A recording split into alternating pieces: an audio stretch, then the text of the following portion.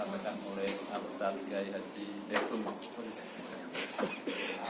dan Kang Iqbal itu Muhammad Abdul Ghani Kang Iqbal from Brebes.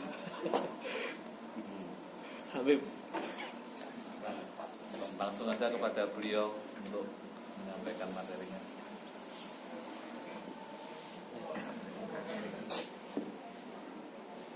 Ya, mulai ya.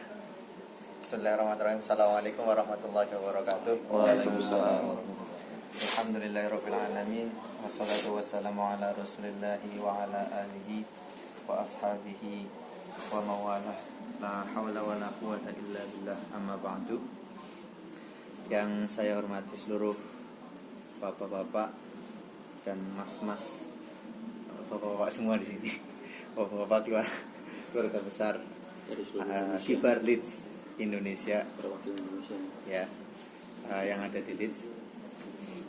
Alhamdulillah kesempatan kali ini kita bisa berkumpul kembali untuk melanjutkan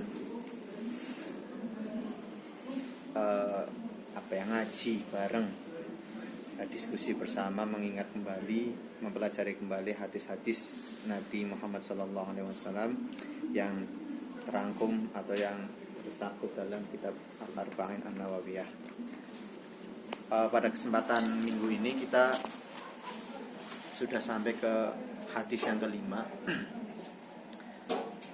Sebelumnya berarti sudah 4 hadis kita pelajari semua. Hadis pertama, hadis kedua, hadis ketiga. Hadis pertama, hadis kedua kebetulan saya yang menyampaikan, dan hadis ketiga disampaikan oleh Ustadz Farid. Kemudian hadis keempat disampaikan oleh Ustadz Agung, Pak Agung. Enggak enak biasanya nyebut Pak Agung. Untuk kali ini kita membahas hadis yang kelima. Saya ambilkan keterangannya di sini dari Al-Wafi seperti biasa, syarah dari kitab Al-Arba'in An-Nawawiyah. Hadis kelima ini hadis yang cukup pendek sebenarnya. Saya bacakan dulu. Bismillahirrahmanirrahim. An ummil mu'minina ummi Abdillahi Aisyata radhiyallahu anha qalat qala Rasulullah sallallahu alaihi wasallam man ahdatsa fi amrina hadza ma laysa minhu fa huwa raddun rawahu al-Bukhari wa Muslimun wa fi riwayatin li Muslimin man amila amalan laysa alaihi amruna fa huwa raddun.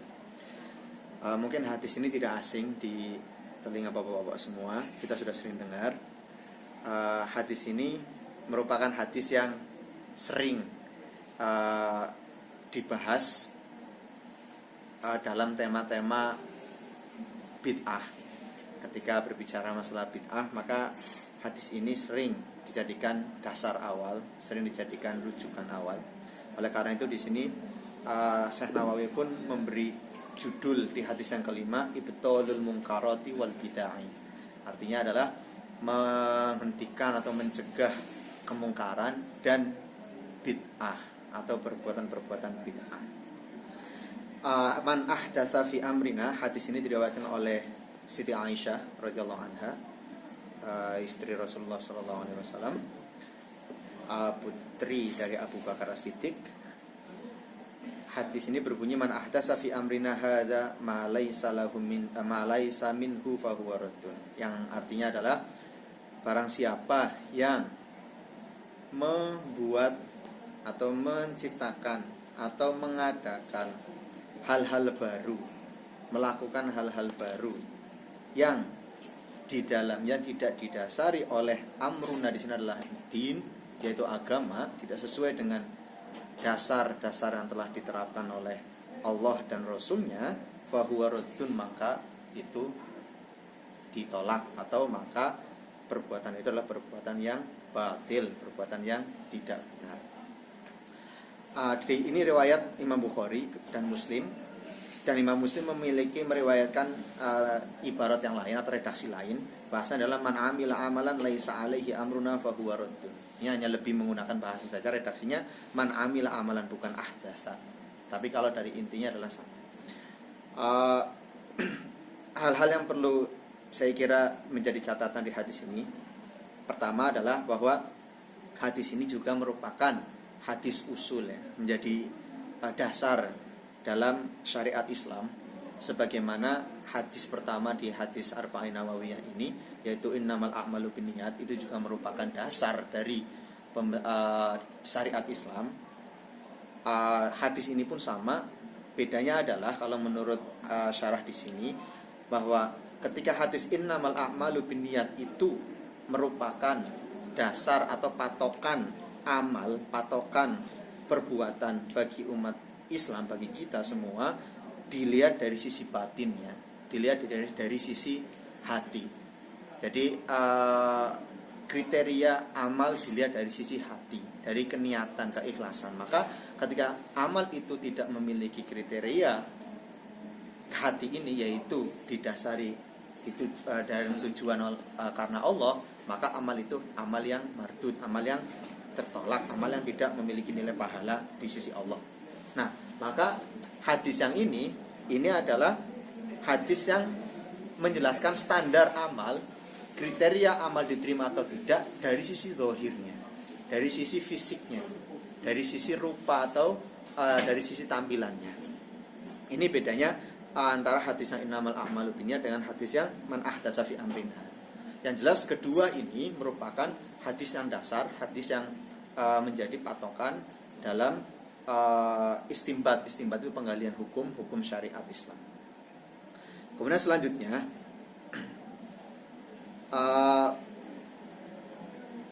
hadis ini dikatakan oleh Imam Nawawi, hadzal hadisu yanbaghi hifdzuhu wa ishaduhu fi ibtalil munkar. Hadis yang pendek ini yang merupakan dari Jawami'ul Kalim. Jawami'ul Kalim itu yang dimaksud adalah bahwa hadis Rasul itu adalah kalimat-kalimat Rasul itu merupakan kalimat-kalimat yang sangat pendek, kalimat yang sangat singkat namun padat makna. Itu namanya Jawami'ul Kalim kalau dalam bahasa Arab. Nah, hadis man ahdatsa ini menurut Imam Nawawi adalah hadis yang harus kita jaga, harus kita lestarikan, harus tetap kita ingat-ingat, harus kita tetap menghidupi hadis ini. Kenapa? Karena hadis ini adalah hadis yang bisa kita gunakan untuk ibtalul munkarat, untuk mencegah hal-hal mungkar, untuk mencegah hal-hal yang tidak sesuai dengan syariat Allah dan Rasulnya.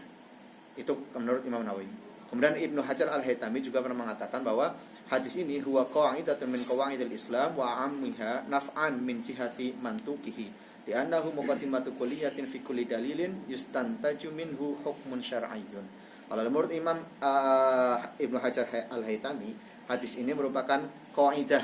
Qaidah itu kaidah, teori, dasar utama dalam Islam yang mencakup seluruh masalah-masalah dalam agama Islam, yang mencakup seluruh masalah-masalah syariat, hukum-hukum syariat.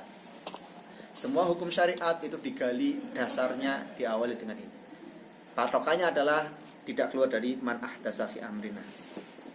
Ini beberapa hal terkait dengan ahamiyatul hadis atau pentingnya hadis ini, sehingga kita harus tahu, kita harus paham hadis ini, kita harus selalu mengingat-ingat hadis ini dan mengaplikasikan hadis ini. Kemudian dilihat dari sisi hukum atau makna yang bisa diambil dari hadis ini. Yang pertama adalah bahwa hadis ini menunjukkan agama Islam adalah agama ittiba, bukan ibtida. Jadi agama Islam adalah agama yang mendasari segala sesuatunya pada panutan atau ada landasan, ada dasarnya, bukan agama yang ibtida, yang bisa dibuat kreasi, ajang penciptaan, ajang untuk menemukan hal-hal yang baru kemudian dianggap sebagai hukum, kemudian hukum itu diterapkan dengan hawa nafsu sendiri, bukan seperti itu. Karena agama Islam adalah agama ittiba. Karena namanya ittiba berarti agama itu sudah memiliki dasar, agama itu sudah memiliki aturan yang ada. Itulah kenapa dalam dunia Islam itu sangat penting sekali ketika kita belajar itu ada yang namanya sanad. Jadi kalau seperti saya di dunia pesantren itu, ketika ngaji, misalnya menghatamkan satu kitab, itu gurunya nanti memberikan sanad riwayat. Sanad riwayat, jadi guru saya belajar sama siapa. Kemudian ini belajar sampai atasnya sampai nyambung ke biasanya pengarang kitab. Nanti pengarang kitab belajar sama sahabat misalnya atau tabiin belajar kepada sahabat nanti nyampe kepada kanjeng Nabi.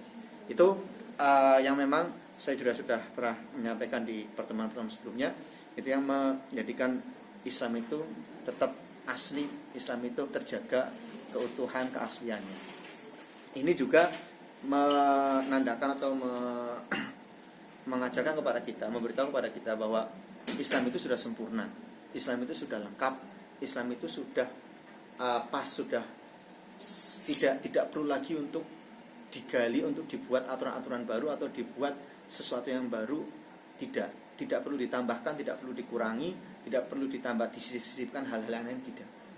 Ini maksud dari bahwa al-Islamu ittiba'un la ibtida'un. Jadi Islam adalah agama ittiba', agama yang memang sudah memiliki aturan-aturan yang harus diikuti, bukan agama yang ditemukan berkat kreasi dari umatnya, bukan agama yang dikembangkan berdasarkan kreativitas atau berdasarkan penemuan-penemuan umatnya terkait dengan hukum-hukum syariatnya. Kemudian selanjutnya yang perlu kita pahami juga dari hadis ini, bahwa segala sesuatu atau amal perbuatan yang dimaksud dalam hadis ini adalah amal perbuatan terkait dengan syariat atau amal perbuatan terkait dengan hukum-hukum agama, bukan amal-amal perbuatan katakan hal-hal duniawi, katakan seperti itu. Ini yang sering menjadi, mungkin kadang ketika berdebat kemudian yang terjadi adalah saling menyalahkan, yang terjadi adalah saling katakan membid'ah-bid'ahkan karena mungkin berawal dari cara pandang terhadap hadis ini. Jadi di sini di syarah ini dijelaskan bahwa yang dimaksud dengan man ahdatsa fi amrina hadza, amrun di sini adalah maksudnya adalah ad-dinu, agama. Jadi yang dimaksud bid'ah adalah sesuatu yang baru, sesuatu yang ditambahi atau dikurangi, diubah dari hukum syariat yang ada, yang tidak sesuai dengan apa yang telah digariskan oleh Allah dan Rasulnya. Itu yang dimaksud dengan bid'ah itu di situ. Makanya Imam Yusuf Qaradawi itu mengatakan bahwa al-ibtida'u fi amrid dunya masyru'un wa fi amrid dini mamnu'un. Katanya seperti itu. Jadi kalau ibtida', kreasi di hal duniawi, itu adalah hal yang masyru'. Masyru' kalau dalam bahasa agama itu maksud adalah sesuatu yang sangat diperbolehkan, sesuatu yang didukung, sesuatu yang diapresiasi. Itu namanya masyru'. Jadi bukan maksudnya masyru' itu kemudian wajib atau harus, enggak. Mana masyru' itu kalau dalam bahasa agama itu sesuatu yang boleh, sesuatu yang diapresiasi. Kalau kreasi dalam dunia maka diapresiasi. Ketika ibtida' fiddin itu adalah dilarang atau tidak boleh. Nah, bentuk-bentuk bid'ah yang dimaksud di sini adalah bentuk-bentuk bid'ah dalam amal perbuatan umat Muslim, umat Islam dari sisi syariat. Makanya di sini dijelaskan bahwa yang dimaksud di sini al-amalnya itu adalah dibagi dua. Apa? Yaitu pertama adalah al-ibadah, kemudian yang kedua adalah al-muamalat. Kalau kita belajar ilmu fikih, dalam fikih itu ada dua hal, ada dua cabang secara umum yang dikaji. Yang pertama adalah ibadah, yang kedua adalah muamalah. Ibadah itu apa? Ibadah adalah segala bentuk tindakan manusia yang berkaitan dengan Tuhan, yang berkaitan dengan Allah Subhanahu wa taala. Itu namanya ibadah. Makanya kalau dalam kitab fikih itu dibagi dua, kitabul ibadah sama kitabul muamalat. Kalau kitabul ibadah itu ya berkaitan dengan misalnya pembahasan sholat, zakat, puasa, haji, membayar fidyah misalnya atau kifarat atau tentang toharoh dan segala macamnya, itu namanya masuk kategori ibadah. Kalau hal-hal yang muamalat itu adalah seperti jual beli, kemudian ada lagi hudud. Hudud itu seperti hukuman-hukuman untuk yang berzina, kemudian hukuman-hukuman untuk menuduh zina, hukuman pencuri, itu namanya hudud. Jadi itu masuk kategori muamalah. Nah, yang dimaksud di sini bid'ah di sini ada dua, yaitu terjadi di amal-amal yang masuk ke dalam kategori ibadah dan muamalah. kalau ada amal ibadah atau muamalah ini tidak didasari oleh yang sudah digariskan oleh Kanjeng Nabi, kemudian oleh Al-Quran, maka itu disebut dengan bid'ah. Tentu di sini tidak saklek bahwa kemudian kita memahami berarti semua harus Quran dan hadis, selain itu sudah berarti bid'ah. Bukan seperti itu. Yang dimaksud di sini adalah bahwa Quran, hadis tentu juga di bawahnya ada lagi para sahabat, ijtihad para sahabat, ijma, kemudian ijtihad para ulama. Itu juga termasuk kategori masuk dalam garis-garis atau syariat Islam. Selain contoh, kalau di sini contohkan misalnya kita melakukan yang di dalam riwayat hadis ini, contoh yang bid'ah dalam perbuatan muamalah adalah ketika itu ada seorang yang anaknya melakukan zina, kemudian bapak itu, orang tersebut ingin mengganti hukum zina yang tadinya harus dijilid, harus dicambuk 80 kali, tapi diganti dengan apa? Diganti dengan membayar menggunakan onta 100 onta, kemudian dengan memerdekakan satu budak. Dia ingin mengganti seperti itu. Kemudian ketika Rasul dengar, Rasul langsung menjawab bahwa perbuatan kamu itu ditolak, perbuatan kamu tidak sah, perbuatan kamu itu batil. Kenapa? Karena itu adalah bentuk ibadah, bentuk apa? Bentuk kreasi, bentuk membuat hukum tidak sesuai dengan dasar yang ada. Itu contoh yang ini. Contoh dalam hal ibadah misalnya, contoh yang kecil saja itu misalnya, saya mau merubah sholatnya misalnya, sholatnya duhur jadi 2 rakaat, itu sangat bid'ah, sudah ketara sekali. Atau misalnya saya sholat mau menggunakan bahasa Indonesia karena untuk bahasa Arab saya tidak bisa ngerti maknanya, kalau bahasa Indonesia kan saya bisa itu namanya bid'ah. Itu yang dimaksud dengan bid'ah adalah hal seperti itu. Saya kira untuk hal pemahaman bid'ah di sini, semakin ke sini umat kita semakin lebih bisa lebih bisa memahami dengan lebih baik lagi. Terbukti sudah tidak masalah lagi, sudah tidak menjadi perdebatan yang sengit atau yang mendasar ketika berbicara masalah kayak kita yang di Indonesia sering kan masalah katakan tahlil atau syiar kubur dan segala macamnya, itu sudah tidak lagi terdengar saya kira untuk saat ini, karena memang juga tidak lain karena memang kita sudah mendapat banyak pencerahan, banyak masukan-masukan tentang ilmu ngaji dan lain-lain. Kemudian selanjutnya yang perlu kita bahas juga di sini terkait dengan ada istilah bid'ah hasanah sama bid'ah madhumah, atau ada istilah bid'ah madhumah sama bid'ah mahmudah. Kalau menurut kiai saya dulu pernah menyampaikan ketika saya ngaji bahwa ini sebenarnya adalah simplification, penyederhanaan, bentuk penyederhanaan dari para ulama untuk memahamkan umat supaya tidak bingung ketika ada hal baru kemudian wah ini bid'ah apa ini enggak. Maka dikategorikan dua menjadi bid'ah hasanah sama bid'ah sayyi'ah, katakan seperti itu. Sebenarnya kalau saya lebih setuju yang namanya bid'ah ya bid'ah, tidak ada bid'ah hasanah, tidak ada bid'ah sayyi'ah. Makanya hadisnya mengatakan kullu bid'atin dolalah, setiap bid'ah itu sesat. Jadi tidak, tapi di sini ada beberapa ulama yang untuk mempermudah pemahaman jadi dibagi dua, ada bid'ah hasanah, bid'ah sayyi'ah. Bid'ah hasanah itu adalah ya tadi beberapa syariat yang merupakan ijtihad para ulama, ijtihad para sahabat yang itu masih sesuai dengan tuntunan Kanjeng Nabi dan Al-Qur'an. Contohnya yang sering sekali dicontohkan adalah dulu ketika Sayyidina Umar memutuskan ketika ke masa khilafah Abu Bakar untuk kodifikasi Quran.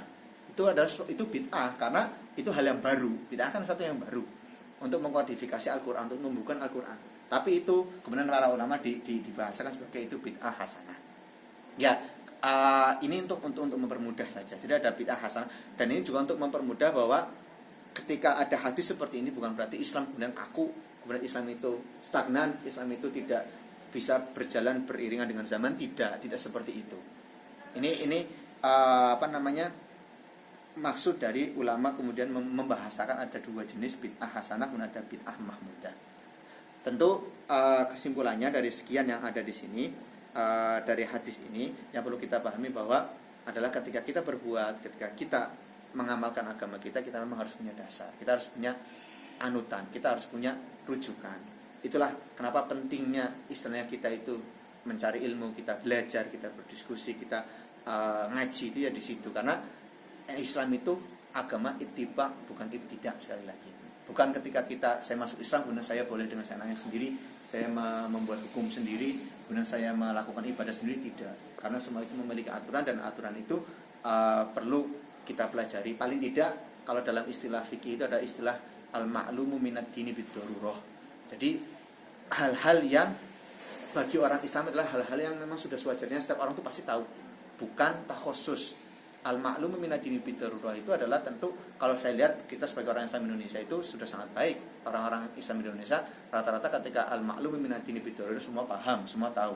Seperti apa misalnya sholat, kemudian puasa, zakat, haji, semua secara umum tata cara tahu. Tapi kalau ketika masuk ke dalam perdebatan sholat itu misalnya, ketika wudhu misalnya, wudhunya begini, ini sah apa enggak, kemudian ini apa enggak, kalau misalnya mendalam lagi, ada yang mengatakan ini boleh, ini tidak, itu lebih kepada takhusus lah, itu lebih kepada orang yang nanti akan mendalami lagi ke masalah fikihnya.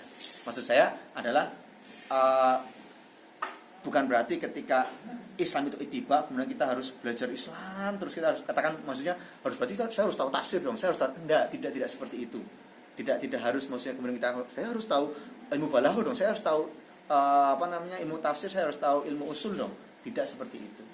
Usul, kemudian tafsir, kemudian kaidah-kaidah yang lain, itu semua untuk takhusus. Katakan bahasanya di fardu kifayah lah. Kalau sudah ada yang mempelajari itu ya sudah. Tapi kalau untuk hukum-hukum misalnya wudu, itu syaratnya ini, rukunnya ini secara umum, itu ya kita harus tahu sebagai umat Islam, karena itu merupakan aturan kita yang harus kita ikuti, kaidah-kaidah yang harus kita lakukan supaya kita bisa beragama dengan benar dan baik.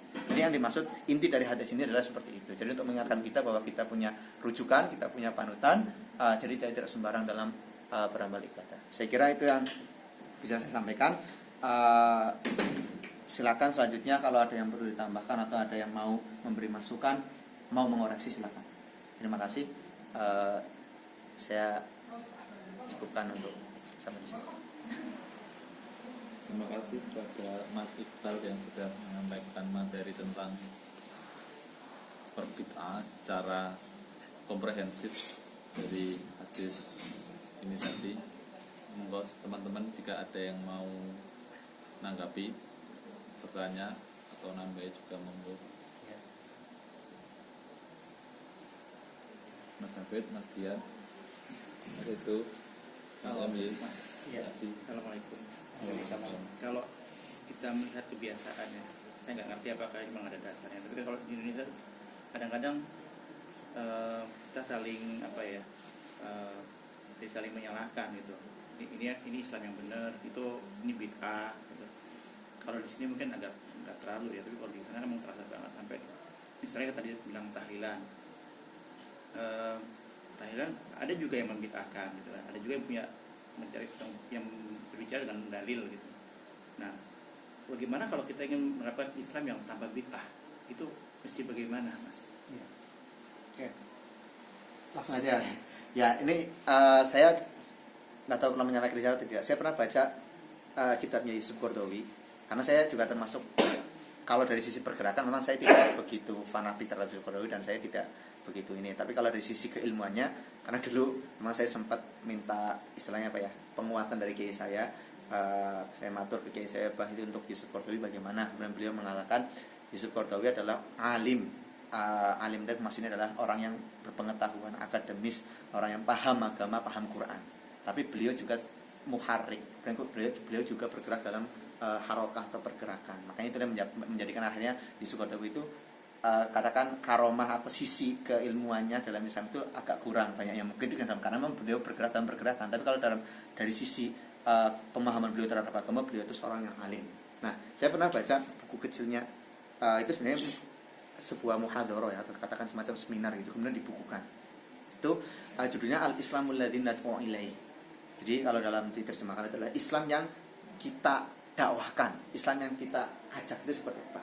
Nah, di situ memang Yusuf Qaradawi membahas isu-isu sekarang yang terjadi tidak hanya di masyarakat Indonesia sebenarnya, itu terjadi di seluruh masyarakat Islam di dunia, termasuk di negara-negara Arab, terkait dengan Islam yang seperti apa sih sebenarnya yang harus kita anut, Islam yang seperti apa sih harus kita katakan amalkan. Ya. Nah, kesimpulan yang saya baca dari situ bahwa intinya adalah bahwa Imam Yusuf Qaradawi mengatakan Islam yang seperti apa adalah ya Islam yang diajarkan, Islam yang disampaikan oleh Kanjeng Nabi, oleh Khulafaur Rasyidin, oleh sahabat-sahabat yang lain, oleh para tabi'in, oleh para ulama. Jadi Yusuf Qaradawi di situ saya tidak menamakan ini Islamnya adalah Islam katakan yang Sunni, Islam yang ini adalah tidak. Nah, adapun terkait dengan hal-hal seperti itu aliran katakan seperti itu. Nah, kalau ini Yusuf Qaradawi di situ menitik beratkan kepada berarti kita harus mengamalkan seperti apa dong? Ya kalau kamu mengamalkan Islam jangan kamu pakai nama bahwa ini punya Sunni, ini punya Syiah, ini punyanya Muhammadiyah, ini punya itu, jangan seperti itu. Udah Islam ya Islam gitu. Contoh, ketika saya sholat jamaah, kemudian sholat subuh katakannya, saya sholat, kemudian saya pakai kunut. Yaudah kamu jangan mengatakan bahwa saya pakai kunut karena saya ini sholatnya orang NU, ya jangan seperti itu gitu. Tapi ya karena memang kalau kamu mengikuti madhabnya Syafi'i, dan Syafi'i itu seorang mujtahid yang luar biasa, beliau itu juga termasuk imam madhab yang 4 yang diakui di dunia Islam, maka ya sudah kamu sholatnya memang madhab saya Syafi'i, makanya saya pakai kunut. Gak usah mengatakan ini saya sholatnya, ini mungkin awal mula yang akhirnya menjadikan kadang di masyarakat itu bingung ya. Jadi kita ada ini harus Islamnya seperti apa sih gitu kan. Nah, ketika kita sholatnya di sini subuh misalnya, terus saya lepas kunut, saya nggak pakai kunut, ya bukan berarti kemudian wah kamu mohon maaf misalnya berarti sholatnya Muhammadiyah, sholatnya orang-orang Wahabi gitu misalnya. Ya tidak, tapi ya saya waalaikumsalam. Saya di sini sholatnya berubah menggunakan karena di sini madhabnya adalah madhab Maliki misalnya. Tidak karena Maliki untuk kunut tidak masuk dalam kalau dalam Syafi'i sunnah abad yang kalau ketika ditinggal maka harus diganti dengan sujud sahwi misalnya seperti itu.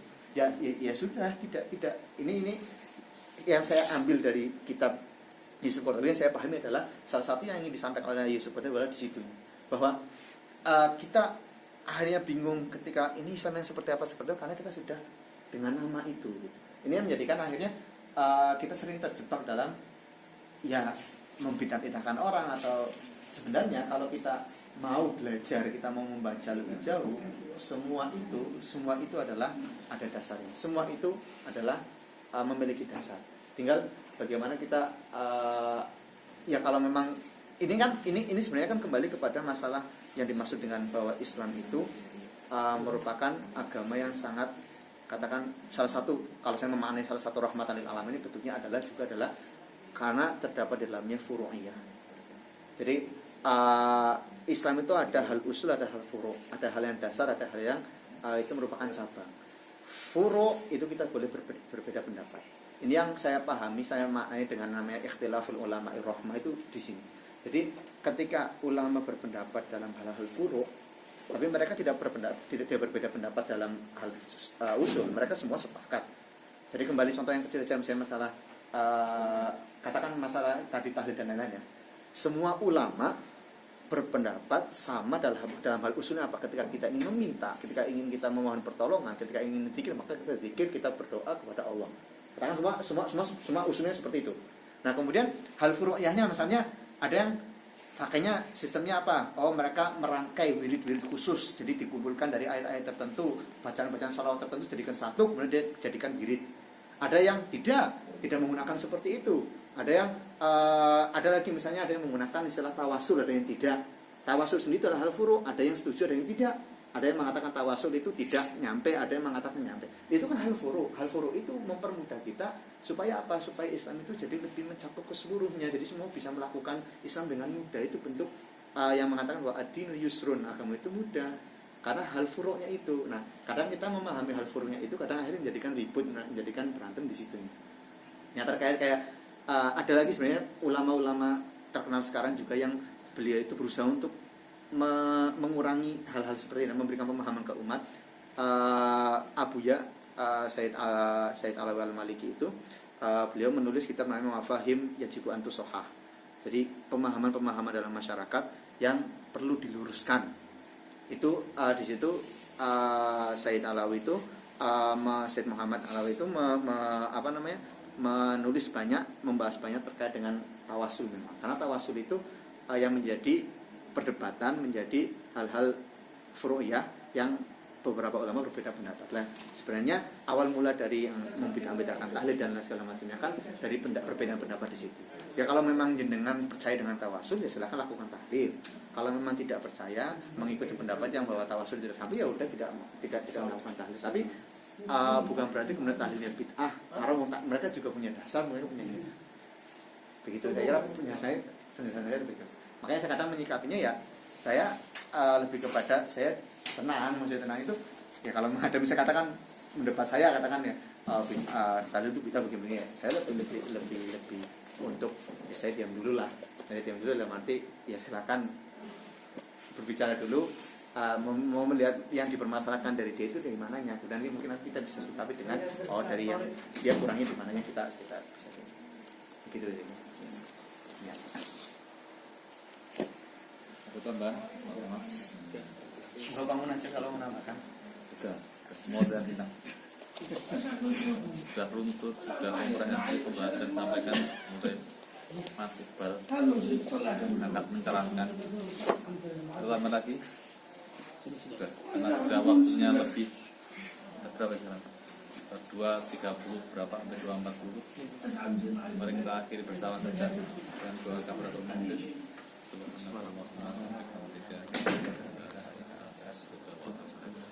Terima kasih kepada Mas Iqbal, kepada semuanya, semoga menjadi amal kebaikan semua. Assalamualaikum warahmatullahi wabarakatuh. Waalaikumsalam.